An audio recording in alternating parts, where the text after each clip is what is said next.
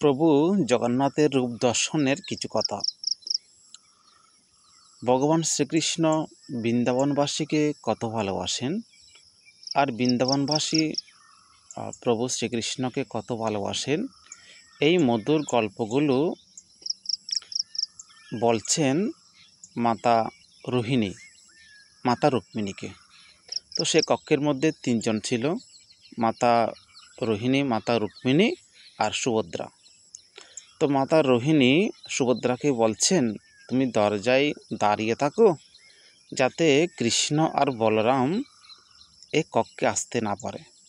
যদি আমার কথাগুলো তারা শুনে যায় তাহলে তারা আবার বৃন্দাবনে চলে যাওয়ার জন্য জেদ করবে। তো সুভদ্রা দরজায় গিয়ে দাঁড়িয়ে আছেন, সে ভাবের মধুর কথাগুলো শুরু করলেন। তো অনেকক্ষণ শোনার পরে সুভদ্রা একদম ভাবে বিভোর হয়ে আছেন। তো অনেকক্ষণ পরে সেখানে উল্টো দরজা দিয়ে শ্রীকৃষ্ণ আর বলরাম প্রবেশ করলেন। তো প্রবেশ করার সাথে সাথে দেখা গেল যে বৃন্দাবনবাসী শ্রীকৃষ্ণকে কত ভালোবাসেন সে গল্পগুলো চলছে। তো প্রভু শ্রীকৃষ্ণ আর বলরাম সে গল্পগুলো শুনছেন। তো শুনতে শুনতে এক পর্যায়ে তারাও ভাবে বিভোর হয়ে গেলেন।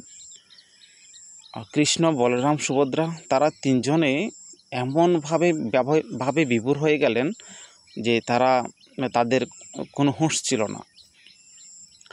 তো এমন পর্যায়ে অনেকক্ষণ পরে সেখানে নারদ প্রবেশ করলেন।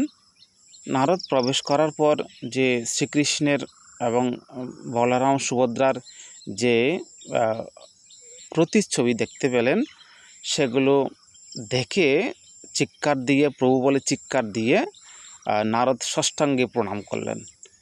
তো যখন চিৎকার দিয়েছেন তখন চিৎকার শুনে শ্রীকৃষ্ণ, বলরাম, সুভদ্রা তারা তিনজনে নিজেদেরকে কন্ট্রোল করে নিজেদের প্ল্যাটফর্মে ফিরে আসেন।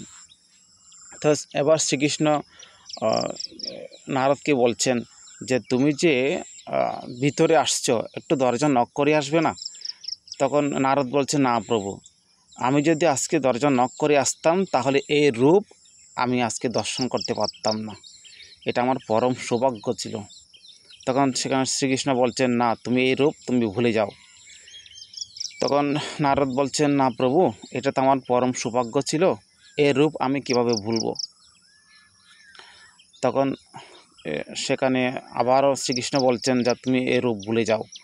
তখন প্রভুর আদেশ মান্য করার জন্য শ্রীকৃষ্ণ বলছেন, তুমি বর চেয়ে নাও আমার থেকে, তোমার কি লাগবে, তবুও তুমি এই রূপ ভুলে যাও। তখন নারদ বলছে, না প্রভু, তবে আমার একটা ইচ্ছা আছে, যে ইচ্ছাটা আপনি একদিন পূরণ করবেন। তখন শ্রীকৃষ্ণ বলছেন, ঠিক আছে, তোমার কি ইচ্ছা আমাকে বলো, আমি তোমার ইচ্ছা পূরণ করব। তখন নারদ বলছে, প্রভু, আমি আজকে যে রূপ দর্শন করলাম সেই রূপ যেন একদিন বিশ্ববাসী দর্শন করে। তখন শ্রীকৃষ্ণ বলছেন, ঠিক আছে, তুমি আপাতত এই রূপ ভুলে যাও। তো সেখান থেকে 600 বছর পরে রাজা ইন্দ্রধন্য তিনি মন্দির নির্মাণ করবেন। মন্দির নির্মাণ করার জন্য তিনি সংকল্প করলেন যে আমি মন্দির নির্মাণ করব এবং মূর্তি নির্মাণ করব। মন্দির এবং মূর্তি নির্মাণ করার জন্য যে প্রয়োজনীয় যে ডিজাইনগুলো আছে, ইঞ্জিনিয়ারিং ডিজাইনগুলো আছে, সেগুলো দেওয়ার জন্য শ্রীকৃষ্ণ নারদকে পাঠালেন। তো নারদ সেই ইঞ্জিনিয়ারিং যে ডিজাইন সেগুলো দেওয়া হলো এবং মূর্তিরও ডিজাইন দেওয়া হলো। তখন সেখানে বিশ্বকর্মাকে ডাকা হলো যে মূর্তি এভাবে নির্মাণ করতে হবে আর মূর্তি এভাবে নির্মাণ করতে হবে। তো মূর্তির রূপটা ছিল যে 600 বছর আগে যে নারদ শ্রীকৃষ্ণের যে রূপ দর্শন করেছিলেন ওই রূপ হচ্ছেন প্রভু ভগবান জগন্নাথের। সেই জগন্নাথের রূপ দিয়ে যে দর্শন ছিল সেই দর্শনের রূপ দিয়ে বিশ্বকর্মা সে মূর্তি এবং মন্দির নির্মাণ করলেন। যে মুক্তি আজকে আমরা সারা বিশ্ববাসী যে আমরা আজকে যে রথ টানছি সেটা হচ্ছে প্রভু ভগবান শ্রীকৃষ্ণ, ভগবান বলরাম এবং সুভদ্রা। তো জগন্নাথ, বলরাম, সুভদ্রা আজকের যে রূপ নারদ দর্শন করেছিলেন সে রূপ আজকে আমরা দর্শন করতে পেরেছি। তো আমাদের পরম সৌভাগ্য যে প্রতি বছর একবার রথযাত্রা হয় এবং উল্টো রথযাত্রা হয়। সে রথযাত্রা আমরা অংশগ্রহণ করে নিজেদেরকে সেই রথ টেনে নিজেরা আমরা ধন্য হই। তো সেক্ষেত্রে আমার ঠাকুর শ্রী ঠাকুর অনুকূলচন্দ্র অনেক কথা বলেছিলেন জগন্নাথের রূপ দর্শন নিয়ে। তো এক মাতা ঠাকুরের খুব দরপদ সেবক ছিলেন। তিনি ঠাকুরের কী প্রয়োজন হতো সেগুলো তিনি দেখাশোনা করতেন। তো তিনি একদিন সংকল্প করলেন যে আমি পুরীতে যাব, জগন্নাথের রূপ দর্শন করব এবং সেখানে পুজো দেব। তো তিনি ঠাকুরকে না বলে তিনি পুরীতে চলে গেলেন। পুরীতে যাওয়ার পরে তিনি জগন্নাথের রূপ দর্শন করলেন, সেখানে পুজো দিলেন। তারপর যে যা কিছু করণীয় সে সব কিছু করে তিনি আবার ঠাকুর বাড়িতে ফিরে আসলেন এবং ঠাকুরকে সে সমস্ত আনন্দের কথাগুলো ঠাকুরের সামনে এসে বলছেন যে আনন্দের কথাগুলো, যে ঠাকুর আমি পুরীতে গিয়েছি, জগন্নাথের রূপ দর্শন করেছি, পুজো দিয়েছি, প্রসাদ নিয়েছি, সে আনন্দের কথাগুলো বলতে লাগলেন।